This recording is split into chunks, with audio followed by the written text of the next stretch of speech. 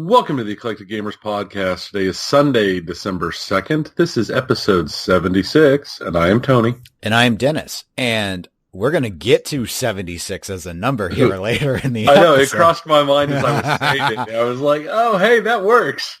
And we're remote. We normally record in the same place, but we're back to the old ways, the dark ways. Yeah, because, well, pretty much my entire family has the plague, and I'm tired because yesterday was busy. It was really busy. So what's been going on since episode 75? I'm no longer on call. I'm actually able to go do things again. It's amazing. Most of what's been going on that's actually worth talking about is set up, so we'll talk about it later on in the show. Yeah, okay. Well, that's fine. So I'm going to go with that because the other stuff, I don't think anybody's really going to care about. Yeah. Well, I don't have much new personal news that's of any interest to any of the listeners. So I was going to note that we were both on the Slam Tilt podcast last week. That was yes, we were. Episode 118. That is a podcast that is focused on pinball. Have a link to it in the show notes, so if people want to go and check that out, you can. We already have, obviously, because we were there. And we played a very massive amount of Game You Like, Game You Hate, which was a pinball segment that they used to do on their show in the earlier episodes. And we definitely made up for it. Yes, I think it was almost 2 hours worth of content there. I mean, the whole episode, not just the game, but the game was the bulk of the content. But I thought it was fun. It was, and I'm glad that they were good sports about it.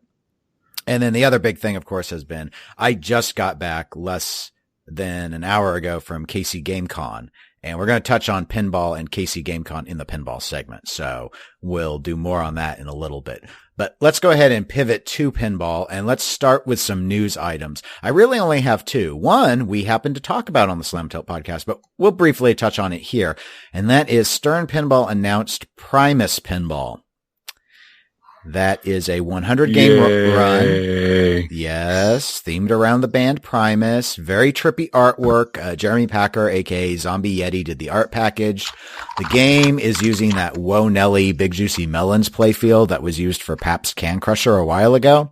So right. It's got the 2-inch flippers. It's sort of a reminiscent of an EM-era style game. I believe the price point is $8,000. In my opinion, this is basically a vanity project for Primus, and it's only going to be attractive to people who are after Primus memorabilia and have the money to get it. You can get a Whoa Nelly for well under $8,000. I could understand that you'd probably prefer this art package than one that's quite that offensive, but. Right, but let's be honest, of the games made with this playfield, this is still not the best. Can Crusher still has the best art package. I mean, I would probably prefer Can Crusher, yeah, but that really comes down to a style choice. It seems like in the world of pinball aficionados, Christopher Franchi and Jeremy Packer tend to kind of vie for who is the favorite, and Dirty Donnie, who did the Pabst Can Crusher art package, tends to be the greatly respected but third place finisher in that ranking. But again, that just comes down to what people like in terms of style. Right. But Can Crusher is more interesting than Primus, and as you said, does not have the offensive issues that you have off of Whoa Nelly, and it's got a bitchin' van. Mm-hmm. Let's see. Other news item. Oh, I didn't put this one in the notes, but more leaks are happening regarding the Munsters pinball machine. I did actually see some of those the other day. Yeah. So there have been some more photos that have leaked. The rules have leaked. I believe there was now a confirmation that the actor who played Eddie Munster, as well as I believe an actress who was involved with that show, are going to be at Texas Pinball Festival. So it's essentially all but officially confirmed. I was just now looking to see if maybe there has been official confirmation, so we'd actually not miss this late breaking news, but it is the weekend. Right. So it'll come tomorrow, because since we're recording today, it'll come tomorrow. That's what it happens. I mean, I have been thinking, and I continue to think at this point that Munsters is going to be announced before 2019, officially announced. I wouldn't be surprised. Well, and the reason I'm saying that is right now the Stern Facebook page has been all about the Beatles, like, Paul McCartney playing the game and all that. So they're still really advertising all of that. But the thing is, Stern's emphasized that they have 3 cornerstone titles a year. Well, we've only had 2 cornerstone titles this year. We had Iron Maiden at the start of the year, and then back in August or so was Deadpool. So we haven't had the third one. Beatles isn't a cornerstone. It's a Kapow title. Primus is a boutique project. Supreme was a boutique project. Star Trek was a Vault edition. So those aren't cornerstones. That's what I'm basing it on. I don't think there's anything wrong with that assumption. I agree with you. And I think they will probably announce, if they don't announce before the end of the year, it'll be announced right in the opening weeks of next year. I mean, I could see them delay. I think that I don't think they're married as hardcore to the 3 cornerstones as maybe the hobbyists think. I think it really comes down to production though. If the sales on Deadpool and the back catalog, including Iron Maiden, are still going strong and they don't really need to put a new game on the line, then they'll wait. They're not going to rush it so they can say, oh, well, we got 3 cornerstones out in the year. In fact, They might not even think about it in terms of calendar years. They have still a couple months, I think, until they actually reach the 12-month anniversary of Iron Maiden. So it doesn't have to be December. That's my guess. And let's go ahead and just hit on the last minor news item. I saw a few days ago on Pinside, actually, that Pinball Star, which is a distributor, they distribute a number of manufacturers like Jersey Jack, and also they've been selling the Mafia Pin, or trying to sell the Mafia Pinball machine, because they did note that the game is limited to 20. And when we talked about this, the game was limited to 100. So, this tells me one thing. It probably tells you the same thing. That it's an utter failure and they didn't sell any of the 100? Well, then maybe they sold a few, but here's part of the thing that, like, it's at a $7,500 price point, if I remember, but that's actually unit 11 and beyond. The first 10, which have a special plaque and everything, I think those were asking and still are asking for closer to 10,000. Why? Because they're special. I'm not going to argue about them being special. Okay. Well, there's nothing to argue about then. And I wasn't trying to get an argument. I was just saying that, I thought Mafia was very, very important, and it's proving what I thought it as a test case needed to prove, that you cannot just rely solely on a limited run quantity to ask for an exorbitant price for a simplistic game. This was an important test. We didn't know if it was true or not. An unworking game like Magic Girl was trading between $20,000 and $30,000 at one point. So I think it was reasonable that people might think, oh, this hobby's crazy. They'll do whatever. If it's going to be limited, they'll spend whatever. And apparently the number of people willing to do that for an EM style game in particular, at least, is very limited. Very limited. I'd say limited to less than 20. That would be my guess. And it makes sense to me, because there was nothing about that game that was worth that kind of money. Mm-hmm. Okay. Well, that's all I have for pinball news. So let's go to the second and primary pinball topic. And I touched on it in my introduction. KCGameCON. It is going on right now still for a couple more hours, in fact, in terms of... Right. Though by the time anybody actually hears this, it'll have been over for a while. Yeah. I'm not saying rush out there and go visit. It's a little late for that. But I was there today. I got in about 30 minutes after the pinball side opened, and it was very quiet. That was 10:30 in the morning. So it was relatively quiet, but a number of people started to go in. You could see a lot of people who, I think, using my powers of stereotyping, I could safely say were probably there for the video game side of things. Were coming over and they were playing games while they had downtime. And we saw that yesterday when the tournament was going. And I also saw that on Friday, which was the first official day. But I've actually been out there Thursday, Friday, Saturday, and Sunday. And I am excited. This is like working a work conference. Holy crap. Yeah, I can understand. That's a lot of, especially to be working it the whole time. Yeah, it was just like, and at least, I mean, they weren't full days for me. Yesterday obviously was. Today was about half a day. Friday was, they started at about 5. I started a little after 4. So that was about half a day, I suppose. And then Thursday was really just set up and it was relatively quiet.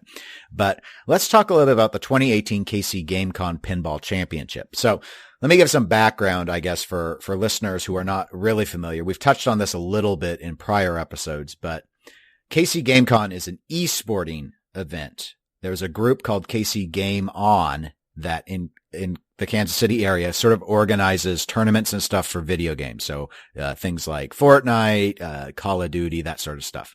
But once a year, they have a convention. So they go and they get a space. It's usually near the airport in Kansas City, Missouri.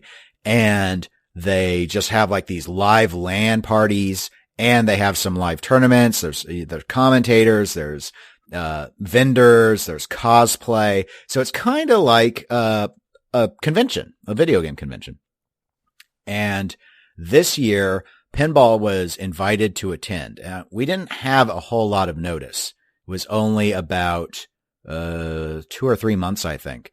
And Carrie Wing, who is an area tournament player and collector, she took the lead on this. She organized this tournament and did all of the work to get all of the various people pulled together. And that's where we came in, because at one of the tournaments, one of them that you had to miss, but one I was at, she came up and said that they would really like it if you and I would be a commentary team and live stream the Pinball Championship on Saturday, December 1st. And of course, we said, yeah. Yeah. We were like, yeah, sure, whatever. We can do commentary. We can do that. We're good. I've watched commentary. It doesn't look to be that hard. Yeah, well, and that's, yeah. I mean, it depends on how one defines hard, I suppose.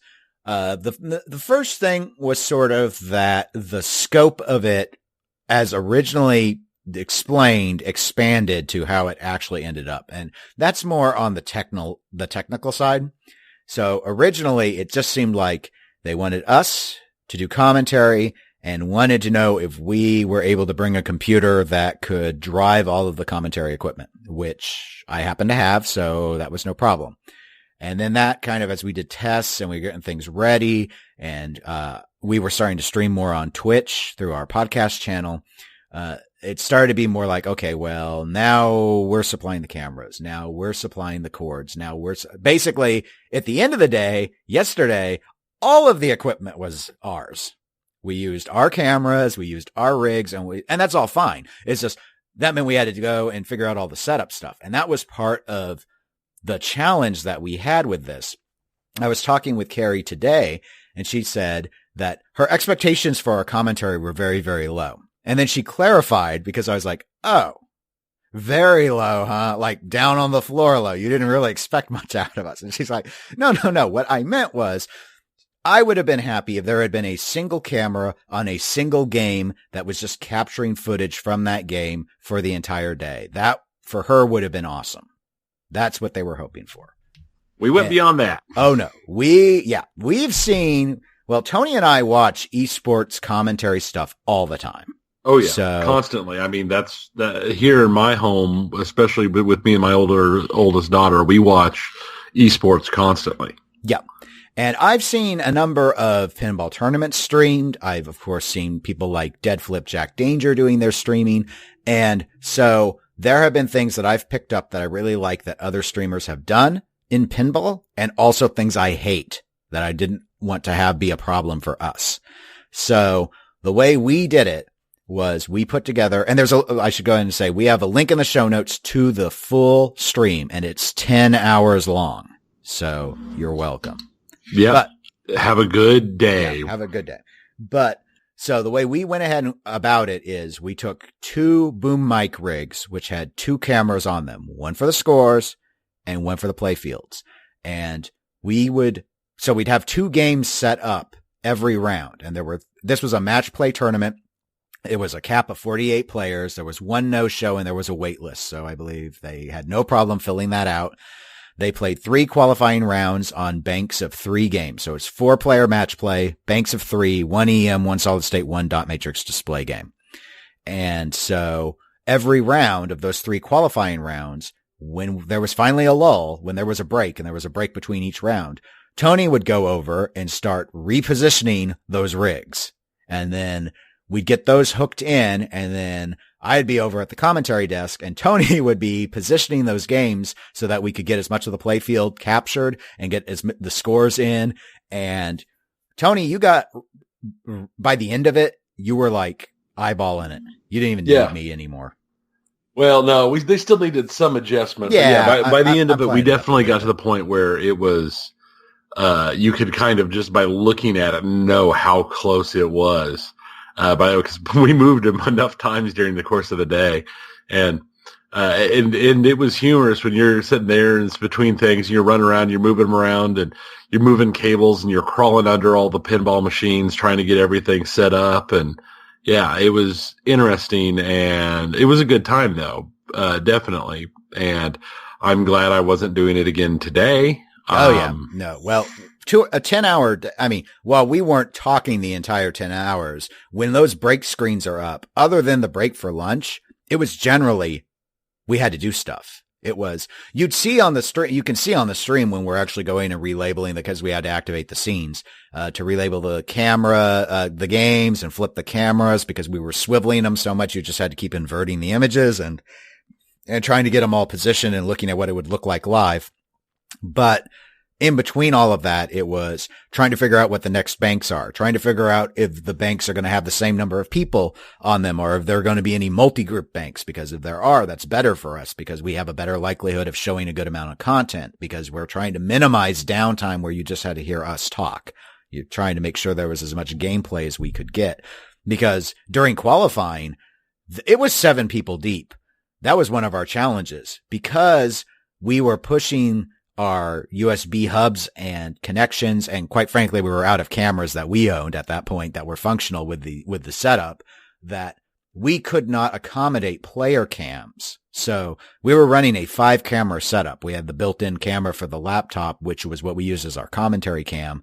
And then we had the 2 rigs with 2 cameras for score and playfield. So that's 5. And to make sure that they always kept going, we left those all running simultaneously into the system. So I know this is getting a little technical for people, but so one of the problems that we quickly found out during qualifying is we couldn't even see who was playing that. We didn't know who was playing the game. Not at all. Between everybody lined up and waiting for their turns up at the machines and everything, when we were working the full press, we couldn't even see the machines. All we saw was a wall of backs. Yeah, it was packed, and that's good. It was packed. But a lot of times we just had to refer to people by players. Sometimes we'd have other people, the attendees, the players would tell us who the people were who were playing. So we'd start to get a sense of it. Tony started to, look up the names in the match play software so we could try and then we'd know who the group was, but we didn't always, it was so thick though. Sometimes we couldn't tell which one was actually playing. So, just first world streaming problems. By the time of finals, we knew who everyone was. So we did it like that. So we'd show 2 games per round.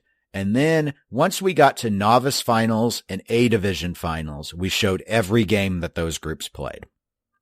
And we checked with those groups and they were fine with it. And because it was a bank, that was nice. We could always put 1 rig between game 1 and game 2, have the second rig on game 3. And then that would just be a very simple, what I call the Tony pivot. Tony wouldn't have to unplug any cables. It was just spin those cameras around. I'd flip the images and then he just had to line up the score cams and the playfield cam a little bit. And that would be it. And we usually got that done within 90 seconds. So yeah, easily. I was really pleased with how efficient it ended up being. I guess we should go ahead and say, now the novice winner, it was Paige. Yes. Paige, that I cannot for the life of me tell how to pronounce her last name. It's, Ilsley, I think. Ilsley, Llsley. Yeah, we should have asked her. Yes, we should have. She's Paige to us. Yes. She won novice division, handily, I would say. There was no tiebreakers needed for anyone in novice. it seemed she gave a fairly dominant performance. So, it was not, to me, it wasn't really a surprising win. I think the novice cutoff was anyone who was not in the IFPA at the rank of above 2000. If you're above 2000, you're ineligible for novice. But so I thought that was really neat. I'm really glad we streamed the novice finals because I think that it's good to see what people who aren't always doing this at a high level all the time, or are maybe newer to the game, or just don't play in tournaments so much, actually seeing how they play particular games was pretty interesting, especially given how hard some of these games were set up. They were, and there were some brutal. What Steve Hill did to your hoops was evil. I mean, hoops was playing like a really nasty old EM. That's what it was playing like. It was so brutal. Yeah, Steve Hill, who is currently the number one player ranked in Kansas. He's very knowledgeable on rules, and he was very involved with a lot of the game setup, and he tested most of the games. And I believe the general rule of thumb was all games were evilified, except the EMs were basically untouched. So we had this massive assortment of games, and it was just like, yeah, if you thought you knew how a particular game played, like, for example, the Attack from Mars, they set it up it still ended up playing fairly long, but it's AFM. It's always going to. Right. But people who are used to saying, oh yeah, Attack from Mars, I'll just go into my multi-ball. Well, it took 6 shots because you had to re-earn the lock every single time, even from the very first multi-ball. And they thought, well, maybe that will help dissuade people from doing that. Plus the initial light where you have to actually go all the way around on the ramp back is a harder shot than just getting the balls in the lock itself. So it's things like that. Just to quickly run through for people, the games we had were I remember these were banks of 3, but the EMs were Bronco as a Gottlieb 1977. We had Grand Prix, a perennial favorite of many tournament players. It's a Williams 76 game. High Hand, which is a Gottlieb 73. Jumping Jack, which is a Gottlieb 73.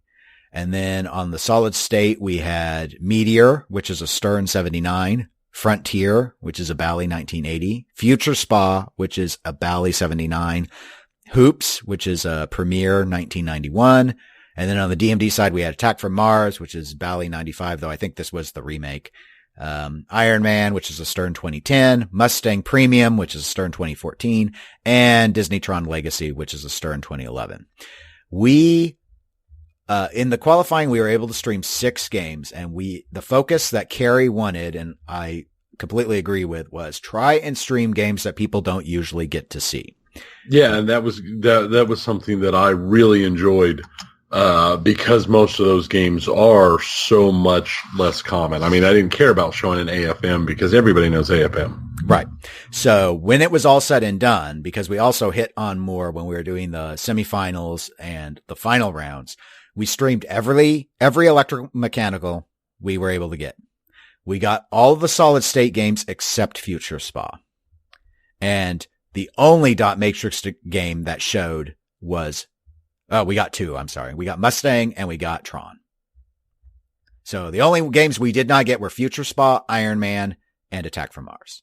And I kind of wish we had gotten Future Spa, but people see Attack from Mars and Iron Man all the time, I feel. So I was in no way heartbroken that didn't work out. But, ideally, the banks were always chosen randomly, even for finals. So it was just luck of the draw at that point, and there just weren't any games being played on Future Spa and Iron Man in the finals. So it was just right. That's why we got so much time on, Grand Prix and Mustang and Hoops and Frontier. Yeah. That bank ended up multiple times towards the end. So we had, at least 2 rounds with, Grand Prix. We had 2 rounds with Mustang. We would have had 3 rounds with Hoops. Hoops was in that bank, but in the semifinals for novice and quarterfinals for A division, when we were on that bank, that we weren't doing the rotation of the camera yet. We're still doing the 2 for a round. And so Hoops was the odd man out because unfortunately it was underneath a giant lamp. And so Tony turned that down eventually. It became much more watchable, but, it was more painful to watch that than the other game that was also caught in that glare, which was, Grand Prix. But Grand Prix was more on the edge of it. Hoops, you could barely even see the left flipper, until it was turned down. And then it was tolerable then. But that was just another lesson we learned while we were going along. So those were the games we streamed. Tony and I did the commentary the entire time. During A Division finals, Steve Hill actually joined us. I noticed when I started looking back at some of that footage at the end, and I saw there were a few other people. They wised up. We had someone, Gordon Brown brought a giant projector, and they were projecting the stream onto a screen, which was great. It was really funny too, because it's like a 30-second delay. So people would drain, and in finals, they would run over and look at the screen to see what they did wrong. It was hilarious. It was awesome. But here's the thing. Other people who didn't like those delays wisened up that Tony and I were on our computer seeing things like a half second behind. So they started watching over our shoulders, because that was basically real time, because then they weren't in the way of the people actually playing the game. And it was way before what was happening on the screen. Also, the projector was overheating because we didn't have any way to give it additional fan support. So Tony had to keep turning it off and turning it back on. And people were getting upset because they couldn't see what was happening, and it would cut out on them. And I was just like, guys, I can't do anything about it. Guys, you're not the ones playing. Just listen, just watch the commentary. They should have just loaded up the commentary on Twitch on their phones. We had free Wi-Fi. And I liked it when we'd get real loud or something about something we watched. Even people who weren't watching the stream because of the delay, you'd see them turn around and jump up and look over to see the stream. I didn't know that we just I noticed it a couple of times where we it's like, oh, great save, yeah. And also you'd see like 3 people turn and look at the thing. I did see a few people who had walked in the back, would walk back past the 7 deep when it wasn't their turn.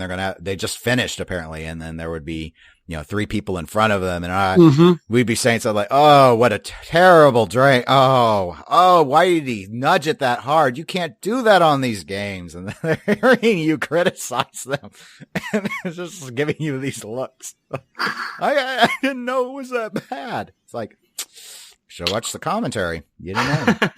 Should have watched that. You should have helped with setup. You'd really have known. Holy cow. It was fun. It sounds like, again, when I was there today, I had a good opportunity to speak with, Carrie and Adam McKinney were basically working the registration desk, and I sat there with them for a while. And it sounds like the staff of KCGameCON are very pleased with how the pinball side, I mean, I don't know what they're measuring with. Bottom line is apparently they really like it, and they've already asked for pinball to come back next year. Very nice. So I asked, next year, are they going to surround us with the gamers so that more of them have to walk through the pinball area? And Carrie's like, I think we kind of like being off on our own. Yeah, it was kind of nice being off on our own. No, that was one of the things I did find is interesting, because I did go and wander the video game side a couple of times, and they had that was flat out labeled as Streamer Row, where they had all of their commentators and streamers set up for their tournaments. Oh, it was so nice. And it's so nice. And I'm looking at and they've got these beautiful rigs and this and that and all these amazing machines. And you're sitting there with like 4 screens and everything set up. And it's like, and they've got like really, I mean, we're using, the little cams. They're using like full up, like 4K nice video cams and this and that. And it's like, wow.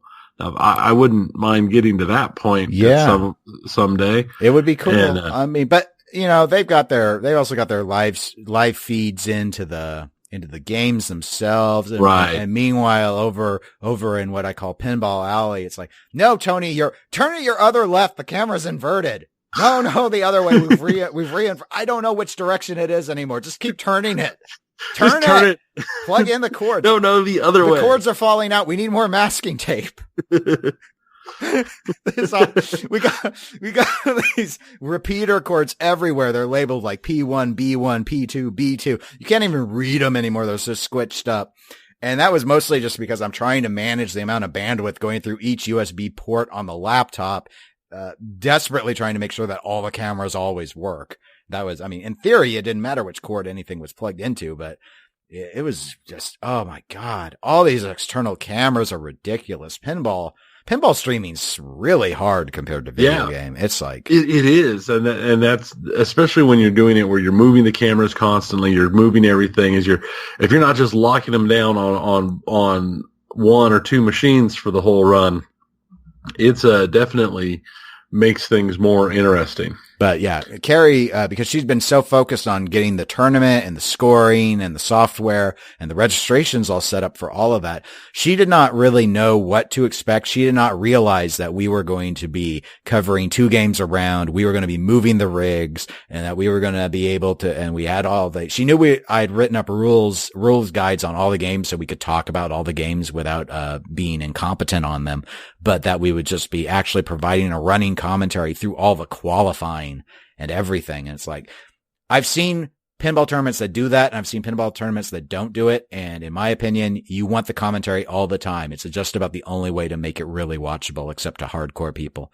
So, because if anyone wants to go and look at it later, now you can, as obnoxious as a 10-hour video with someone like me talking is, you can still just say, look at this, listen, watch this. You can learn how to play Frontier watching this. Yeah, especially when you go through when we got on Frontier in the A finals, and Steve Hill, who owns that particular Frontier, gave us every down and dirty on that machine. Sure, you'll feel the waves of knowledge overwhelm you as you're learning about which drop targets advance which multiplier for which of the 2 bonuses you want to be gathering. If you're not going for spinner all day, which no one was, but. Yeah, and we saw some very, very brutal play coming from a lot of these games. We also saw some pretty amazing play. We got on stream when we didn't know until the end, actually, who it was. But Sunshine Bond had, blown up Frontier. She set the new grand champion on the game.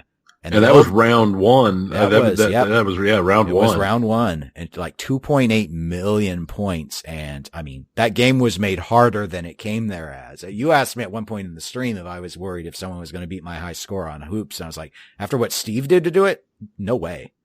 Yeah.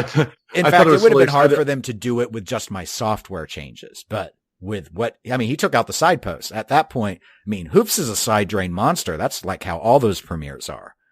Because they had those catch-all flippers in the middle, they set it up so that they tried to make you side drain. On the novice finals, when they were writing down scores off the hoops, they were waiting for it to scroll back through it, and when it was going through the places, and every single one was DWK, DWK, DWK, That's right. DWK. Know your place. No, that was I'm very happy we did it. And having the gear now means this is something that is easier for us to look at for special events and set into. Mm-hmm. I don't know if I would say this is something that we would plan on doing on this kind of scale, like all the time, like some of those groups do where, they do one like a couple times a month type thing. But, yeah. My basic thought would be, I guess if people wanted us to do commentary more often, I wouldn't be opposed to it, but I wouldn't want to do all of the setup like I did this. I mean, and obviously I'm still exhausted from this still wrapping up event right now, but my initial thought would be for KCGameCON 2019. Sure. I'm fine with basically planning to do what we did this year. I would be okay with that because that's a year off. I know I'll be all right by then. But if it was something more common, like they wanted to do something on a monthly basis, I'd be like, if you want me to do the commentary, okay.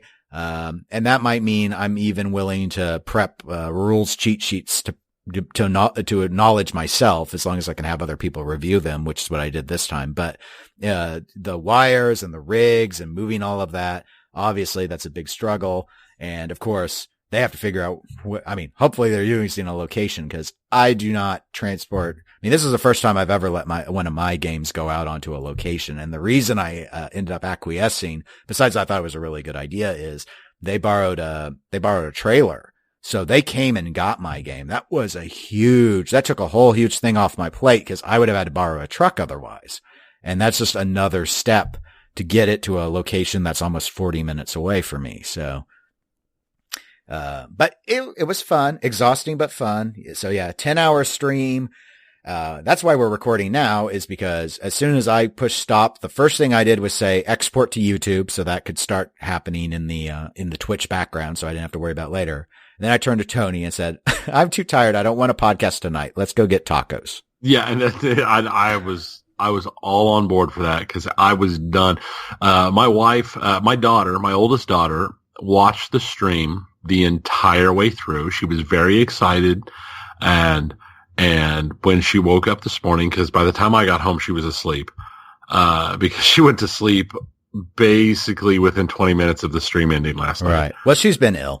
Yeah. And so when she woke up this morning, she came out and she told me that it was so exciting and that we were just like Golden Boy. Which oh God, the T-Mobile guy. No. Which was just Golden Boy. You can be Golden Boy. I'm Puckett.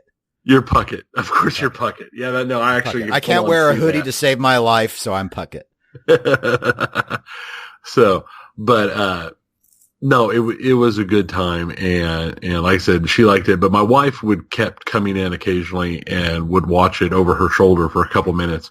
And she said you could tell throughout the course of the day that we were just getting more and more tired and more wore down. I was jumping through little segments of the stream trying to think, because whether or not if people want to pull or if I want to pull some highlights out, I was just trying to remember what was going on. And I looked and I was like, during A finals, my head is like on my hand. I'm like holding my head up the entire time, trying to remember. You can see I'm constantly trying to remember to keep my fingers out from in front of my face because I knew I was blocking the sound, but I was propping myself up. I noticed the same thing. I'd noticed, especially towards the end, and I noticed it not even watching the stream. I noticed it there that I kept propping my head up or doing this or that. And I could tell just how drugged down I was getting. So it was a definite, thing. It was an endurance test. That's for sure. Yeah. 24 hours of the Sanctum doesn't have nothing on 10 hours in the casting booth. Holy crap. And then we went and had deep fried tacos covered in powdered cheese. Yeah, that was weird. That was weird. It wasn't good, bad. It wasn't bad at all. It was quite good. I think I still have cheese under my fingernails, though. Yeah, the powdered cheese is just messy, but it tasted great. It was amazing. I was surprised. I thought about getting there when I left today, and it's like, no. I just need to get back, and we need to get this out. We need to get this in the can. So. Yeah. I guess we should probably mention the A Division winner, Eric German. Yes, Eric German on a beautiful game of Tron. Yes, and that is on stream, and you can go and watch it on the link we have to the YouTube of that. It's obviously towards the end. It's the second to last game, in fact, of the stream. Yes. Second to last because his comeback / dominance on that particular game put him in first, and it put the other three players tied. So they had to go and play another game. What was it, Bronco? They played a three-way tiebreaker on Bronco. Yes. So, in order to determine second, third, and fourth, everyone was still in it. That was what was so exciting about what was happening when it was on Tron. So there were a lot of really interesting scenarios. So it was a good opportunity for there to be a three-way first place tie. There were so many scenarios. Yeah. And so the scenario that worked out was Eric got to sit there waiting for his check and his hardware and his translate of his choice. He took Star Wars, and you just watch as they duked it out to see who got to have second, third, and fourth, who didn't get any money. I know how that feels. Yeah. But anyway, so yes, it was a lot of fun. Go ahead and check that out if you're interested in watching any competitive pinball. We get a little snarky at times, we're not, we get more than a little snarky at times. We got a little snarky at times. We knew a lot of these players. So, sometimes we make some remarks, we try to be a little more fun, a little more like the esports commentary and a little less like some of the pinball commentary I see where it just sort of goes into people talking about all their bad experiences on whatever game is currently up. So we got to witness plenty of those to make fun of. So you didn't have to worry. Oh, there were tilts. There were outlanes galore. It was glorious. Absolutely glorious. So, to wrap up our pinball section, Tony, I've got 20 questions for you. Oh, well, I know for sure one thing it's not going to be any game that I played yesterday because I didn't play a single game yesterday. You played more pinball than I did yesterday. Yeah. Because the closest I came to playing pinball was one of the old, or a couple of the old EMs. The play fields were dark unless there was an actual ball in play. Right. So I would actually fire up a game so the lights would come up so we could get the lighting set right, and then I would turn it off and drain the ball. Yeah, it was important because we could get the exposure right on the camera, which otherwise I tried to do it live, which I did do at some points, but it was very frustrating. So I did get to play a few games. My niece Nora came by with my sister and brother-in-law, and they were going and they went around and picked up swag and saw some of the video game stuff, and they played some of the free play games, which, I do want to note that when we went into the planning on KCGameCon, the hope was to have a 12 game tournament bank, mostly consisting of less often encountered solid state and EM games, which were 2/3 of the lineup, and also to have 4 games in a free play area. The free play area ended up, we had 25 games total. So that's almost 9 games, I guess, in the always free play area. And then today when I was there, obviously those tournament games were on free play. I went in and put in the side posts on hoops. So I think some people were going around putting back on the center posts or rubbers on things so that they weren't quite as brutal anymore. So it's like, let's change these now so that when the video game people come and they play, they don't hate pinball. So we did some of that. So we got a lot more things. And that was actually an issue that came up, as an interesting aside before we actually moved to 20 questions. I was told on Thursday when we were doing the setup, the other half of the room, you might remember there were like those circular tables, and it was very, very open until you got to the video game area where there are all the bleachers and people able to watch their live streams and such. That was going to be like a vendor hall. That was going to be a section for vendors. They moved the vendors to another room because we were taking too much electricity. So that's part of the issue in 2019. If we want the same room, and KCGameCon basically said we can have the entire room. The issue with that room is the circuit breakers that the Expo Center has there cannot accommodate. We can't double the number of games. We can't. They already had to put some of the games on another breaker with like an extension cord. So I guess what they told Carrie was, we can put you guys in another room. So she'll just have to decide if she wants to be in another room or not. They're like, it's no problem. We'll get you somewhere else where we can get you more games in. If you can get the games here, we can get you more power. We can do that. Because she was like, oh, I'm sorry. We didn't mean to force the vendors out of this room. And they're like, it's no problem. We have plenty of space for vendors. So anyway, that's why we ended up having the whole room to ourselves. Which was kind of cool. And a lot of people did walk through. There was a lot of traffic. Yeah, because there was a nice big open door that went, like you said, out to where the bleachers were, so you could have watched the main tournament areas and out to where all the actual gaming was, the esport gaming and LAN stuff was. And when I was there on Friday, you saw people in cosplay costumes coming in and playing in giant furry outfits, playing pinball games, and it was different. It was different. So, you've not been to a convention like that? A lot of conventions like that? Not with pinball. I understand Replay FX has cosplay, but I hear it's not as well developed as some of the video game conventions are. I've been to a lot of cosplay heavy conventions. Right. So, well, I'm just not used to seeing cosplay people in costume play pinball. Is all I'm saying. But hey, it may be a market we want to tap. I don't know.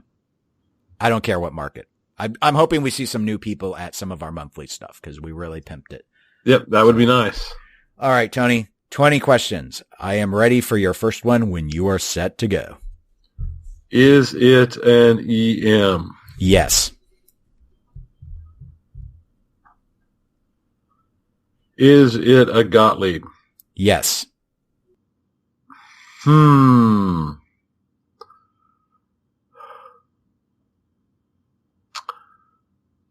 Thinking. Of course. Is it older than 1965? Yes. Is it older than 60? No. Does it have more than 2 flippers? No. That's question 5. Does it have a symmetrical playfield?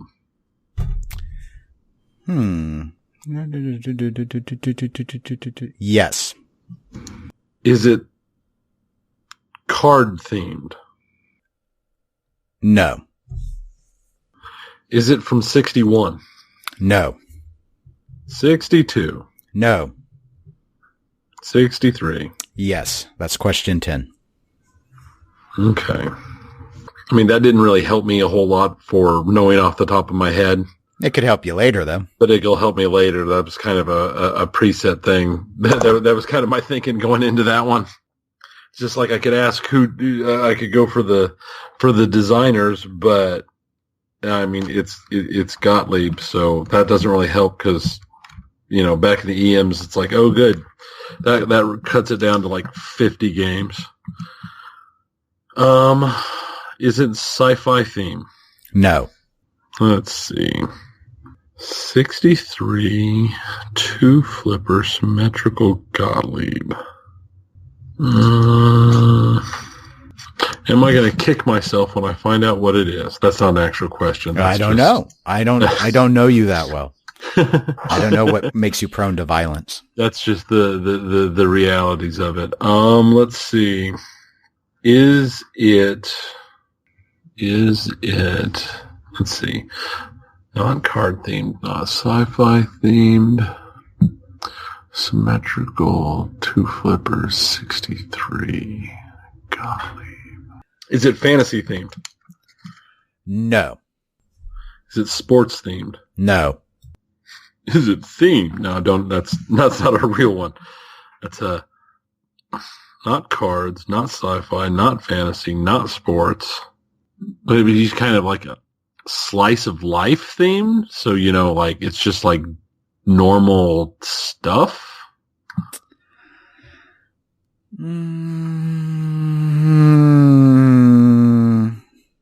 Sure. Yeah. I mean, I don't think that really helps a lot, but is it 2-player? No. That's question 15. I know I'm going to kick myself. So with 15, I get to cheat. You get to have resources to help you. I get to have resources. Year of release, 1963. Is it Slick Chick? Yes. It's the only one in this list I've played. But you have played it. I have played it.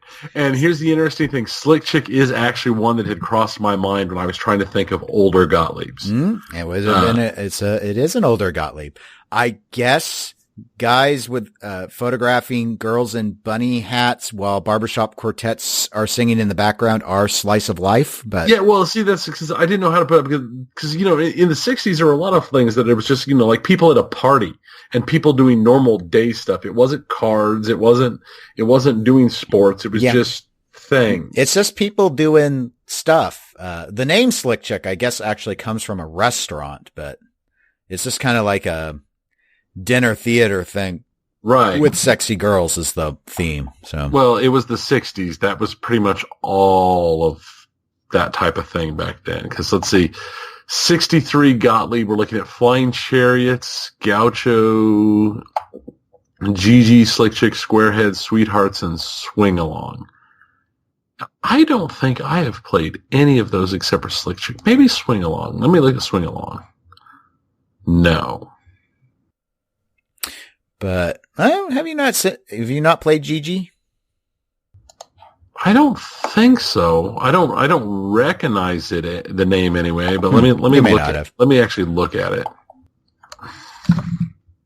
I don't recognize it, and I would think something with that many horrifying clowns on it, I would recognize. Yeah. Well. So yes, Slick Chick. It's what is up with the clown stuff that was so prevalent? Wayne Nyans, the designer, liked clowns. Oh, okay.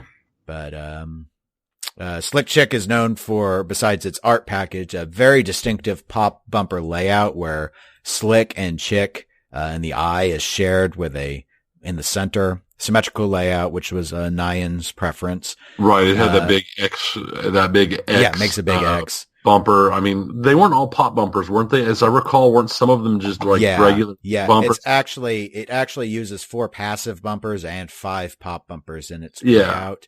No outlanes on the game. There's a gobble hole beneath the center eye bumper, and that's often a common target. We've played this at Todd Svek of Big Daddy Enterprises house in high score qualifying tournament stuff before. And generally, if you want to not take last, you want at least to get 1 ball in that gobble hole. Right. So because there's good points to be had. Yeah, it's 100 points. So, and it's a single player game, and the scoring obviously is relatively low on it. It actually has a light that'll light up to show a 1 if you actually break 1,000, but you'd roll the game after 1,999. So anyway, good job, Slick Chick. Woohoo. All right. Well, I didn't have anything set up for you on this one, so. Okay. Well, we can move on to the video game segment, which you do have stuff set up. Oh, I have so much stuff. And I'm going to bounce my order around a little bit, because obviously, because been so busy, and there were a few announcements that just came out yesterday that I saw and stuff. So we're gonna play around a little bit. I want to start with just a little bit of news. This isn't like huge news, but it is very interesting to me for the most part. A game I've spoken about on this show since pretty much right after we started, Firewatch, is coming to the Nintendo Switch. It will be coming to the Nintendo Switch this month. It will be coming on December 17th. And there are some optimizations being built into the Switch port that will be carried over to all other platforms eventually. I'm not sure what those are or when they'll be carried over, but it is coming. The port was originally announced in April, but it didn't have a release date until now. So if you have a Switch and you have not had a chance to play Firewatch on anything else, because it's out on PS4, Windows, PC, and Xbox One, and it's been out for almost 3 years now, I highly recommend it. It is a wonderful kind of, I don't want to call it a visual novel, because visual novels are their own very special thing, but it is a very fun narrative story. It's not like a full-up video game like you would normally see. It's just more of a narrative story RPG type thing where you're going through, but it's not like you're ever fighting or doing anything like that. Right. Yeah, it's reviewed very well. Yeah, it is quite enjoyable. The other thing is tying into my love of the BattleTech, besides the fact that the new DLC for BattleTech released on the 27th of November, the MechWarrior 5 Mercenaries, which is the single player and sometimes multiplayer. It's normally always had a multiplayer component to it, but the straight up regular simulation type of MechWarrior game where you're the pilot piloting the mech, and as opposed to BattleTech's strategic turn-based combat view, will be releasing on September 10th, 2019 with MechWarrior 5 Mercenaries. It is being put out by Piranha Games. Piranha Games is the one who does MechWarrior Online, which is the all online combat version of the MechWarrior game. It's basically like World of Tanks or World of Warships or any of those type of games, but is MechWarrior based.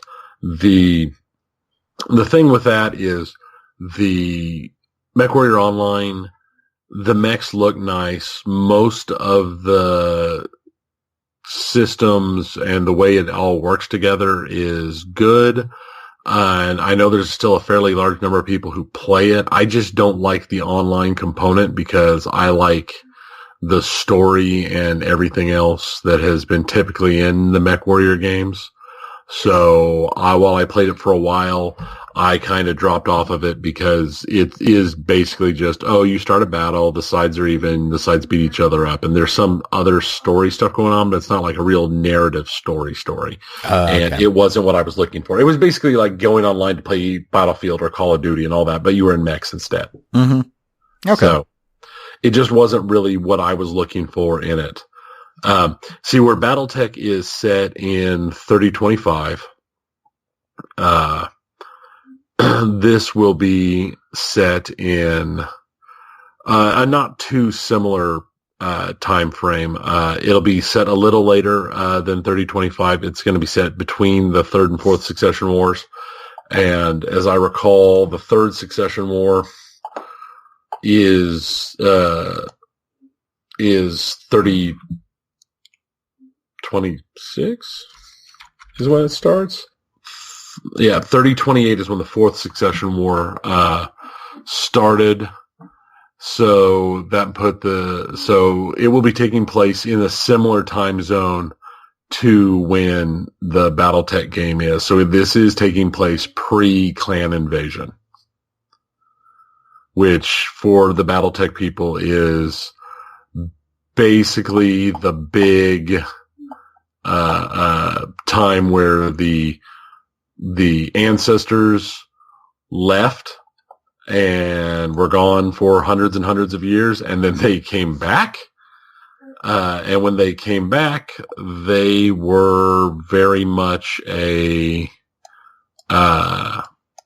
force to be reckoned with. Their tech base had not fallen nearly as far.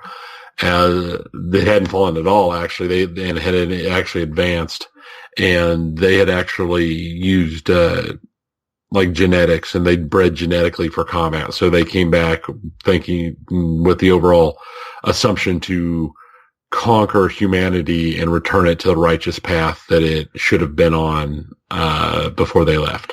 Naturally. Of course, because that's, what evil genetically engineered people do. I've never seen different.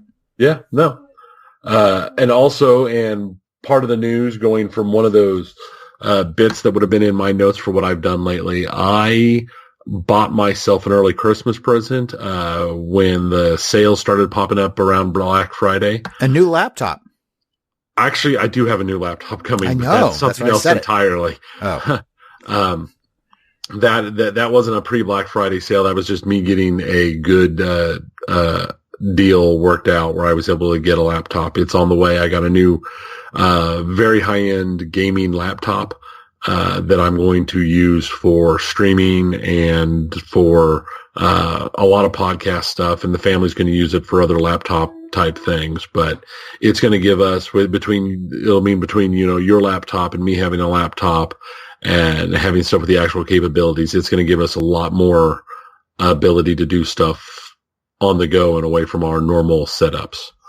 But in addition to that, I snagged one of those $200 PS4 Slims with the 1 terabyte drives that came with Spiderman. And I've been playing a lot of Spider-Man. That game is fun. I'm not a Spider-Man fan, as in I'm not one of the, I know Spider-Man is Marvel's most popular superhero. By far. By all honesty, if Spider-Man lost half of his fans, he'd probably still be the most popular Marvel superhero. I've never really liked Spider-Man. I don't hate Spider-Man. It's not like I'm like, oh, Spider-Man. I just don't care one way or another about Spider-Man. He's never had the appeal to me that is most people have with him for whatever reason. But the game's fun. The thing I really like is the way they handle travel and the web slinging and the swinging around buildings and swinging through New York. It's very fluid. It's very enjoyable, and it's quick. And it's very much an open world game because they have the entire all of New York basically is where the game takes place because it's Spider-Man. So, but you can go down and start, in Battery Park and just head north and just book it through town. And you have to go all over town doing stuff. And there's all sorts of landmarks built into everything. And one of the little side goals, because, every game anymore, open world game, has those little side goals where you have to collect something or do this or that.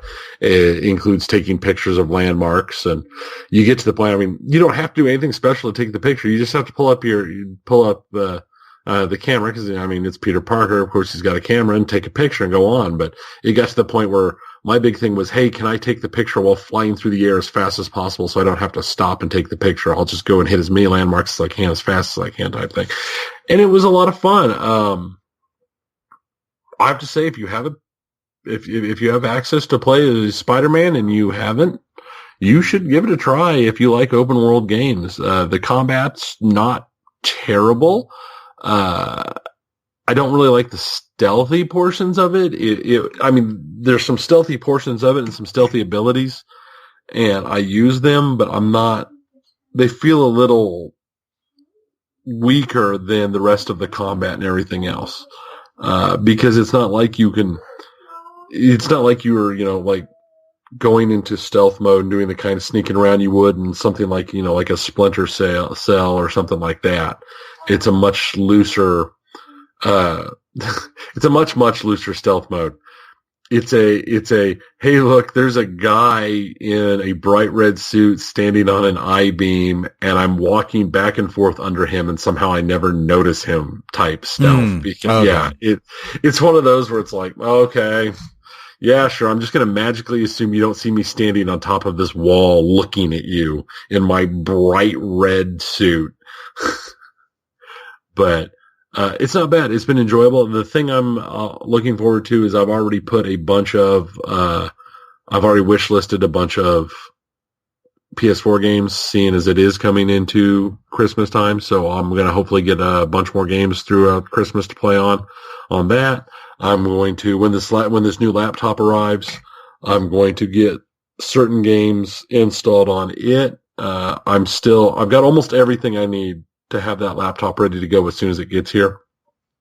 The only other thing I need is I am still in debate if I'm going to pull one of the 3 monitors off my desktop rig to use as a secondary monitor for the laptop so I can use the laptop for streaming that way, or if I am going to go purchase a 4th monitor to set up to use for the laptop. First world computer problem. I know it's for, well, and the other thing is I saw a really good deal on a TV a couple days ago for a 32-inch TV, and I've got a very old 32-inch TV sitting on my desk now that I've got my Switch and my PS4 hooked up to, and my Chromecast that I use for watching movies or whatever other stuff when I'm using that. And it's also an old 32-inch TV, but I've thought about getting a newer one that has more HDMI ports and using that just as a occasional secondary monitor for that computer if I needed to. Okay.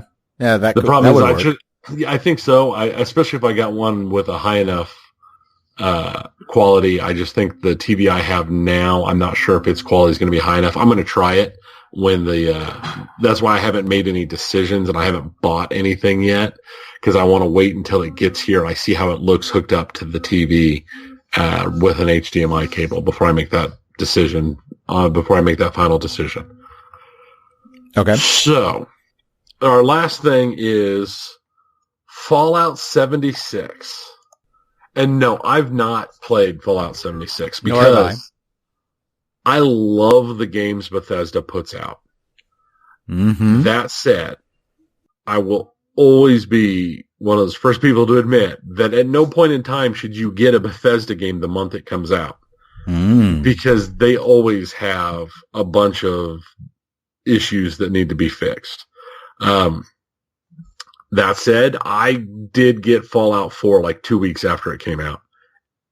And it wasn't near, but it had bugs that had to be resolved. Yeah. The issue is Fallout 76's bugs are pretty crazy.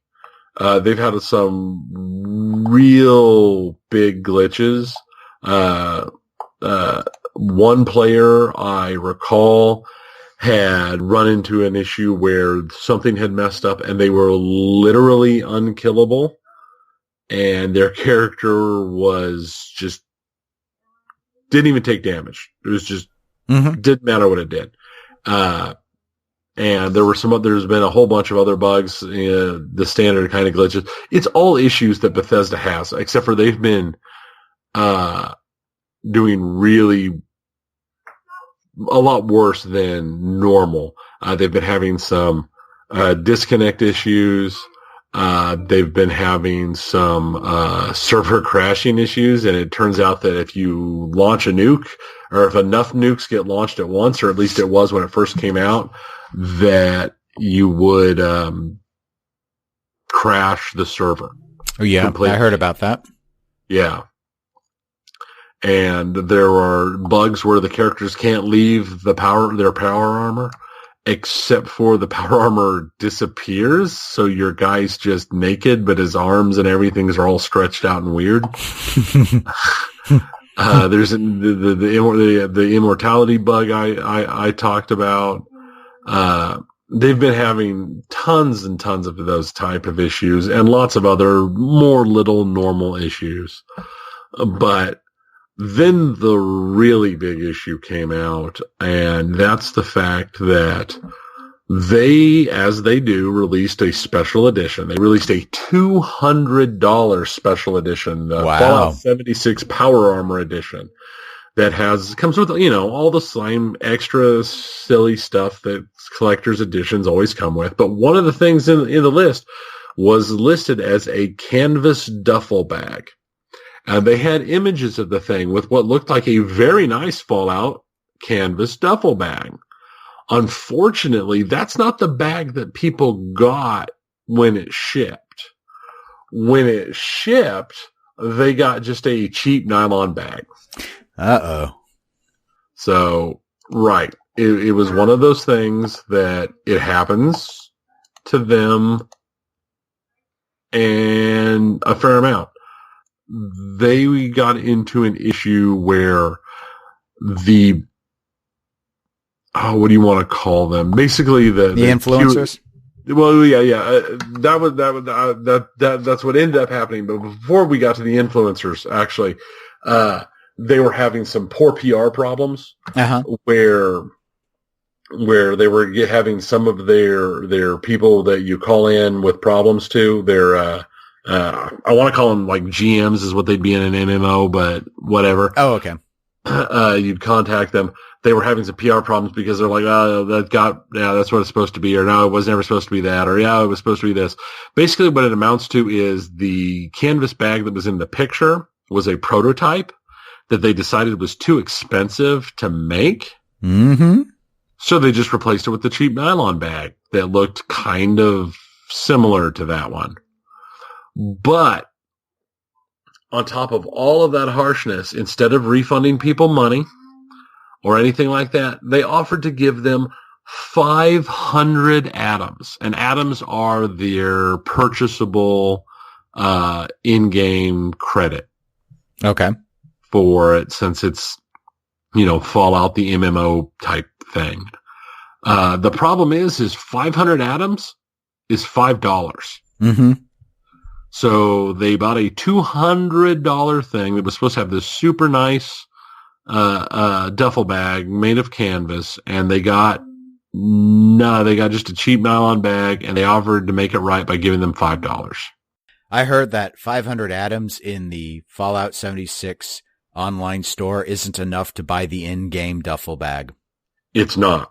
Yeah, the outfit, the in-game outfit that comes with the duffel bag they were supposed to get is 700 atoms.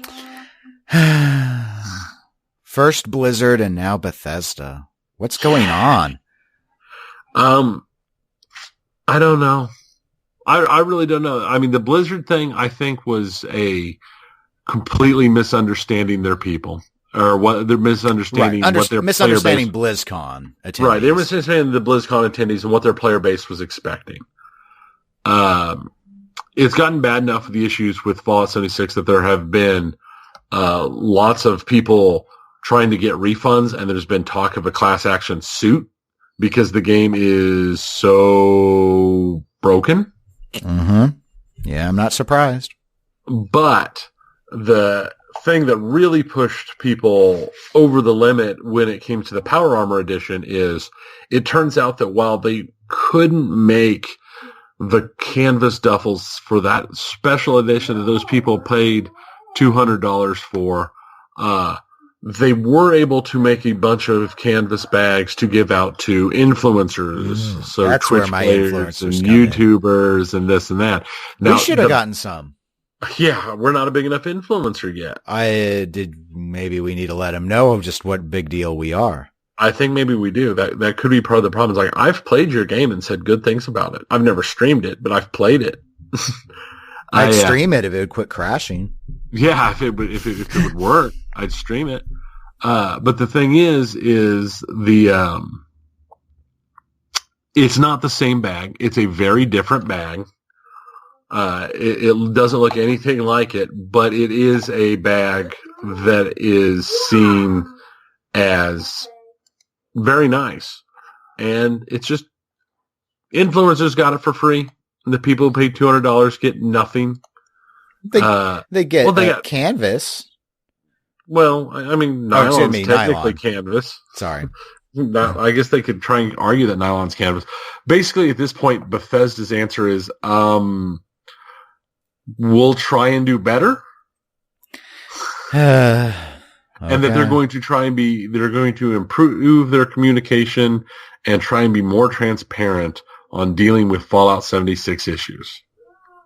Okay, well, at least they said something, but I'm not sure that's going to really satisfy anyone. Yeah, I don't think so either. It's going to be a little harsh run for them. Here's the problem. I think what a lot of the problem comes down to is they are working with a heavily modified PS2 engine. Yes. That's what they're doing. Yes, I've heard about that. And they just keep adding more stuff onto it and doing minor tweaks to it to make it handle more modern stuff and make it handle, to be able to force it to do what they're trying to make it to do. And they are at a point they need a new engine. Yes. Yeah. And there's nothing that's going to take what it takes to fix. This is similar to the issue we talked about with Telltale Games that they were running into, is that their games had good narratives and this and that, but they were getting to a point where they needed a new engine. Mm-hmm. And they didn't have one. Yep. So sad. We'll have to see, but it is, Bethesda got hit hard. This has been a rough year for two fan favorite, game companies, between Bethesda and Blizzard, both taking major hits. Mm-hmm. So, well, that is their own making. So it is. Yes, it is. Well, we reached the end of the show. We have. We covered pinball. We covered video games. We covered our lives. So if people want to reach out to us, you can email us, eclecticgamerspodcast@gmail.com, or you can reach out to us on facebook.com/eclecticgamerspodcast. We're available on Instagram and Twitter at eclectic_gamers, as well as we are on Twitch as eclectic_gamers. And we'll talk to you guys again in about 2 weeks. Until then, I'm Dennis. I'm Tony. See ya. Bye.